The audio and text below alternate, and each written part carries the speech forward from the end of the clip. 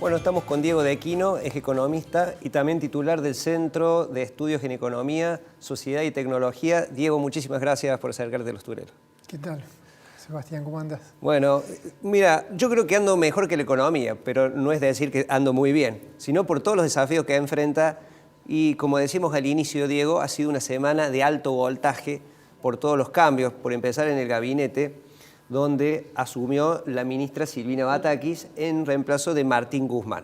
La ministra, tras su asunción, ya ha dado algunas declaraciones que nos dan indicio por dónde puede ir la política económica. Te hemos convocado para ir tratando algunos de esos temas y me gustaría empezar por el mostrador, por lo que la gente ve diariamente, que son los precios.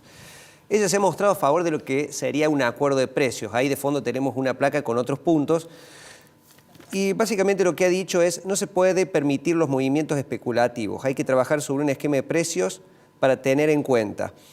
No vamos a reducir la inflación a un dígito en el corto plazo y estamos trabajando en una canasta de bienes y servicios. ¿Cómo ves estas primeras señales? ¿Vos creés que esto va a ser efectivo para poder controlar o domar esta inflación crónica que venimos arrastrando en Argentina? Para controlar la inflación no va a ser efectivo. Sí puede llegar a ser un paliativo para la inflación muy alta que está bordeando un proceso hiperinflacionario como estamos insertos en este año. Digo, tratando de entender los dos aspectos, me parece, de lo que menciona la ministra. Posiblemente pueda servir como un paliativo, particularmente para los sectores más sufridos por el proceso inflacionario, que los segmentos de la sociedad con ingresos fijos, jubilados, asalariados, donde la inflación le come el hígado todas las semanas. Y sobre ese aspecto me parece que un proceso de acuerdo, la extensión del programa de precios cuidados, no sé cómo lo llevarán a cabo, puede servir para un paliativo para que esto no se desborde. Ahora, para contener la inflación, para que la gente entienda, es el proceso que estamos insertos desde el año 2007, 2008 en adelante, que es una inflación que está arriba de 18, 20%, y este año estaríamos yendo al 75, 80, así como venimos. Para ese proceso, este tipo de medidas no sirven, no es la manera. No son efectivos, claro. No son efectivos. Bien, sí, decía 75, 80, que es un número, ella habló de que en el corto plazo no se va a llegar a un dígito, y de hecho parte de la oposición marcaba de que la inflación podía llegar a los 3 dígitos. ¿Ustedes tienen en ese sentido alguna estimación de la inflación anual que pueda tener 2022? Y la estimación es simple, todo depende de si uno se para en los últimos 12 meses, la estimación de inflación está dando lo que la gente ha visto del orden del 60-61%. Ahora, si nos paramos en el inicio del año calendario, que es el 1 de enero, y hacemos la proyección de los primeros 5 meses, que es que hay estadística, junio todavía no está publicado, aunque ya se habla que sería superior a la de mayo, digamos, muy probablemente la inflación esté en el orden del 75-80%, en la medida de que lo que pase durante este julio, por lo que vos señalabas, que ha sido una semana muy caliente, donde se está ya empezando a conversar de que es muy posible que la inflación de julio, la que estamos entrando, esté en el orden del 8-10%, que ya sería un número muy inquietante. En ese caso, muy probablemente podamos ir a lo que algunos colegas sostienen, que es los 3 dígitos, arriba del 100%. Bien, hay un precio en la economía que los argentinos miran de reojo a la hora de ahorrar, que es el dólar. Sí. Bueno, la ministra ha dicho que el dólar oficial no se va a devaluar. Fue una declaración en el programa allí a 2 voces en TN, pero tenemos un tape que quiero que revisemos porque ha tenido otras declaraciones también. Lo vemos. Cuando uno hace compras en el exterior y esos dólares son efectivamente los dólares que tendrían que haber ido, porque son escasos, tendrían que haber ido al sector productivo, la verdad que lo que estamos haciendo es dañando el futuro de todos los argentinos.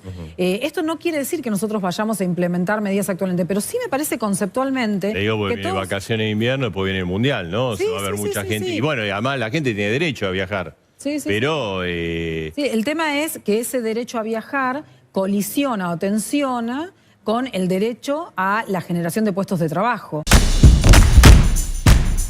Bueno, ahí estaba una frase que generó polémica e incluso está siendo portada en algunos sitios online de noticias. Diego, la frase puntual es: el derecho a viajar colisiona con la generación de puestos de trabajo. ¿Esto es así en materia económica? Es una falacia, digamos, lo que dice la ministra, porque en realidad lo que hay que aclarar es que cuando ella dice que los dólares que salen por turismo, digamos, deberían aplicarse a la producción, lo que tiene que explicar es que los dólares que entran, el gobierno obliga a quien exporta a traer los dólares. Entonces, por ejemplo, el caso del muchacho este de River, digamos, ¿sí? Que ha usado de ejemplo. Sí, De la venta de Julián Álvarez, que generó ingreso en dólares y después supuestamente hubo dificultades para la compra de Borja. Ahora se estaría destrabando. Si nosotros tuviéramos una situación normal, natural, en lo que es el manejo del comercio exterior y el mercado de cambio, más allá del tipo de cambio único, no, ¿sí? Seguramente River podría dejar los dólares en el exterior, los euros, traer una parte. Pero bueno, el Estado obliga a los exportadores a traer los dólares y obviamente los castiga pagándoselos al tipo de cambio oficial y encima le cobra retención. Entonces, esos dólares que ella dice que es, en vez de dárselo a quien viaja, se lo tiene que dar a quien produce, parte de una idea falaz que el Estado primero se tiene que hacer de los dólares para luego asignarlo. Y es un error, porque en realidad, en cualquier economía capitalista, los precios son los que asignan los recursos. El Estado, por supuesto, se apropia de una parte o regula en una parte, pero no está en el centro entre quien exporta, ¿sí? Quien exporta granos o un jugador de fútbol. Le dicen, bueno, perfecto, ahora tiene que traer los dólares. ¿Cuándo? Mañana, pasado. Le dan tiempos perentorios, le dan tipo de cambio de castigo y esos dólares se los apropia el Estado. Y el Estado dice, bueno, ahora yo lo tengo en una cajita y venís vos que querés viajar y dice, no, ahora no te lo voy a dar, se lo voy a dar a otro señor que quiere crear empleo. Ese concepto de que está el Estado siempre al medio, no funciona así el mundo capitalista, digamos, esta es la realidad. Y esa es el puntapié de la falacia. Bueno, de hecho, en ese sentido, ella acaba de decir, tenemos que planificar el uso de los dólares, con lo cual, bueno, va a generar tensiones como vos los decías. Ahora, si te pregunto por el nivel de los dólares, ¿vos lo ves al tipo de cambio? Porque ella ha dicho no se va a devaluar. Competitivo, retrasado. Ahí no es cierto, el tipo de cambio está devaluado. Ella se puede dar el derecho a decir que no va a devaluar porque en realidad lo devaluó Guzmán antes de irse, esta es la realidad. Las últimas medidas restrictivas cuantitativas que puso y la obligación que le impone a todos los importadores obligados. ¿Quiénes son los importadores obligados? No es quien quiere viajar. Quien quiere viajar por turismo no es un importador de divisa obligado. El importador obligado es quien quiere producir o quien tiene una necesidad de viajar por un motivo de salud o por un viaje de negocio. Bueno, a ese le han dicho básicamente, no te vamos a dar los dólares. ¿Y dónde lo saco? Y sácalo del contado con liqui o del MEP, que lo va a pagar a 270, 280 como está cerrando hoy. O sácalo de tu cuenta en dólares. Perfecto. Vamos a otro tema que seguramente va a generar debate porque tiene que ver con el bolsillo. Hablamos... Sí, perdón. Ahí te contesté una segunda cuestión, que es si el tipo de cambio está atrasado o no. En realidad el tipo de cambio en 270 y entre 250 está en el tipo de cambio de equilibrio. Eso es lo que la gente tiene que entender. El que está artificiosamente generado es el tipo de cambio 130, que es el oficial, que es la segunda parte de la explicación. Bien, o sea, entre 250 y 270 vos ves el precio de equilibrio. Es otro cálculo que es muy simple. El tipo de cambio oficial es 130. El tipo de cambio solidario, que se llama, que el que viaja tiene que pagar con la tarjeta, es de 215. Básicamente el atraso que tiene respecto de precio, el de 130 es de 25%. Si el de 130 le aplicara el gobierno una corrección de devaluación por retraso del crowding peg que viene teniendo respecto a la inflación, ese 25% de los 130 llevaría el tipo de cambio de tarjeta de 2.15 a 2.75. Bien. O sea que, mirándolo de un lado o del otro, el tipo de cambio de equilibrio hoy en Argentina está alrededor de 250 a 275 hoy. Con la inflación que hay, nominalmente crece. Bueno, hablando de números, el tema de segmentación de lo que es los subsidios, especialmente los pagos de tarifas. Ella dice que la ministra necesitamos avanzar rápidamente con la reducción de subsidios, con un programa que tenga una protección para quienes más lo necesitan. ¿Vos lo ves viable desde la implementación? Se le preguntó cuáles iban a ser las variables de cálculo para hacer justamente esta reducción de subsidios. No dio detalles, pero insinuó que podrían ser ingresos y consumo. ¿Es posible hacer una segmentación de este tipo? Como lo había pensado el ministro anterior, yo creo que no era de fácil aplicación. La verdad que no sé cómo lo piensan implementar, creo que sí es necesario, hay que decirlo. Es una locura que Argentina esté subsidiando, nos esté subsidiando a los argentinos que podemos pagar los servicios por debajo de lo que valen. El Estado no tiene las capacidades para aplicar este tipo de regla por ingreso, por consumo de forma rápida. Pensemos simplemente el banco con el cual uno opera o la tarjeta de crédito, si tiene la capacidad con uno de darnos el crédito correcto o la tasa correcta. Sabemos que no, porque todos peleamos y renegamos con eso. El Estado, para los millones de argentinos que somos, no tiene esa capacidad automática. Sí creo que se apelan a un mecanismo inverso, donde en realidad podría haber una quita pareja de subsidios y un refuerzo de subsidios en el bolsillo de los más necesitados para pagar.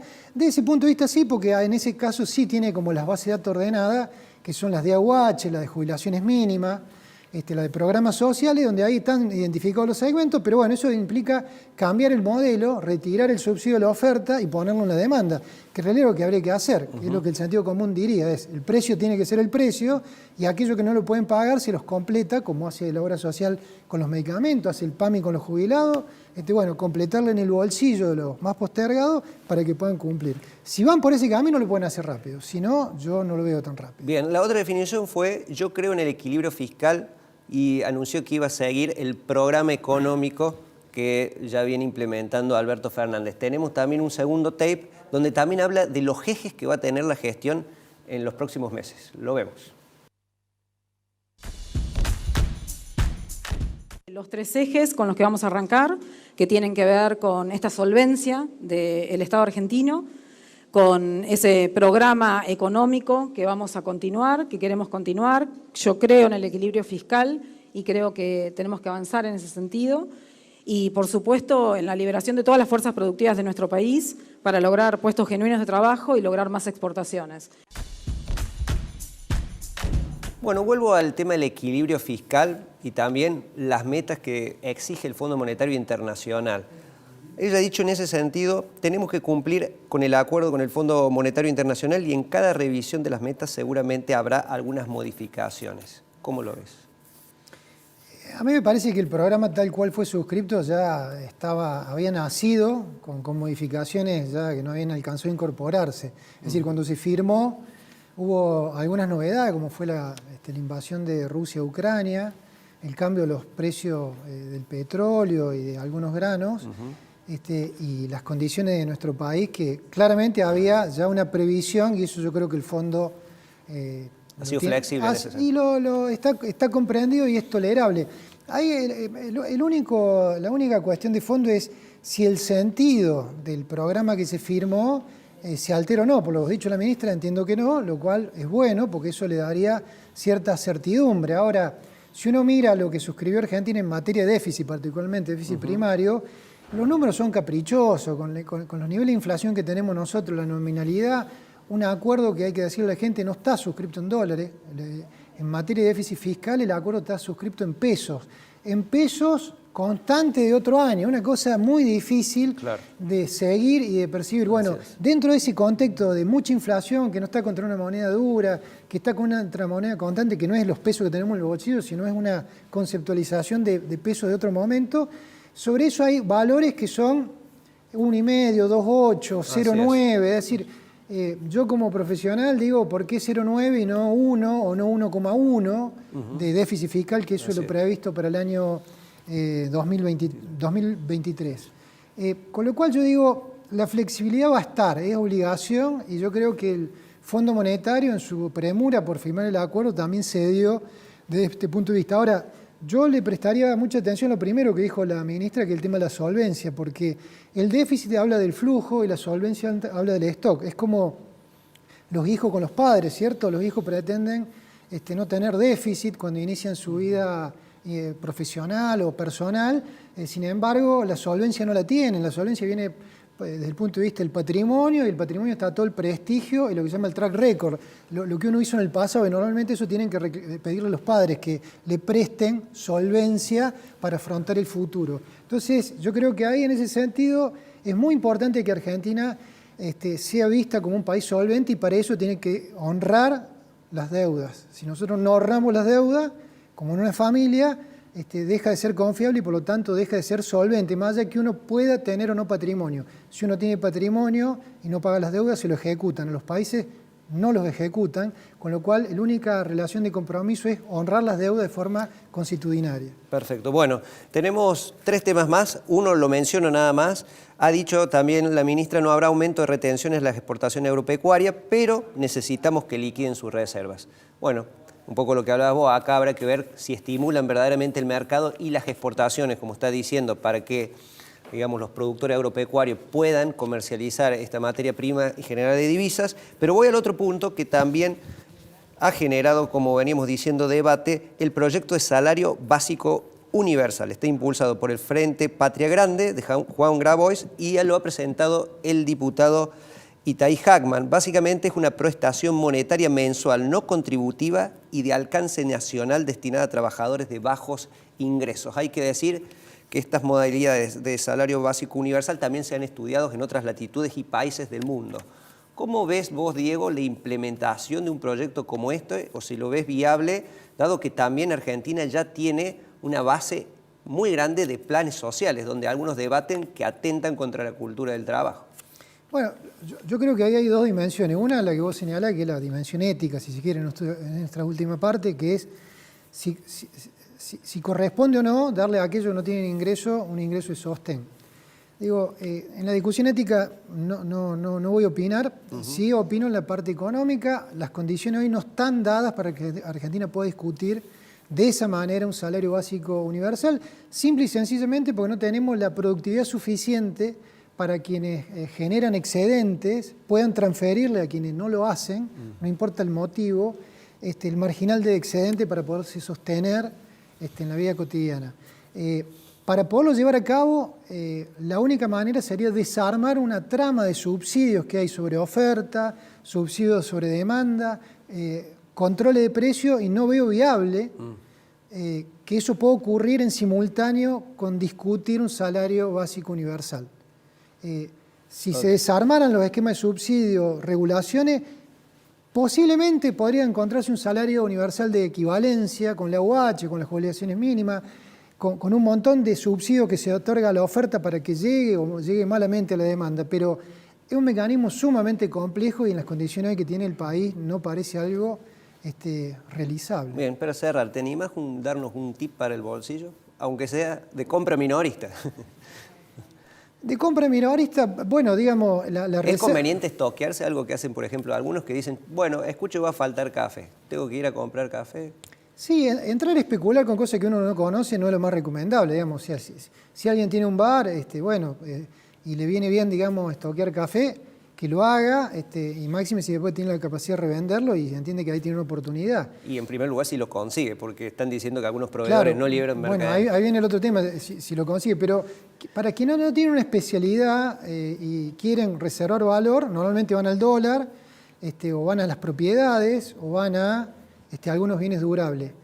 Yo creo que la dificultad que hay hoy de acceder al dólar, aparte que el acceso que hay es como ilegal, digamos, ese dólar blue, es un dólar no declarado.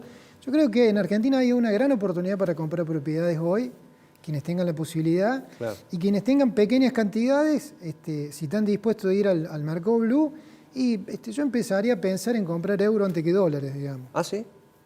Y sí, porque el euro ha bajado a un piso histórico en los últimos 20 años, y ahí hay una corrección de relación entre euro y dólar que muy probablemente en un par de años, digamos, venga una reversión, ¿cierto? Bien.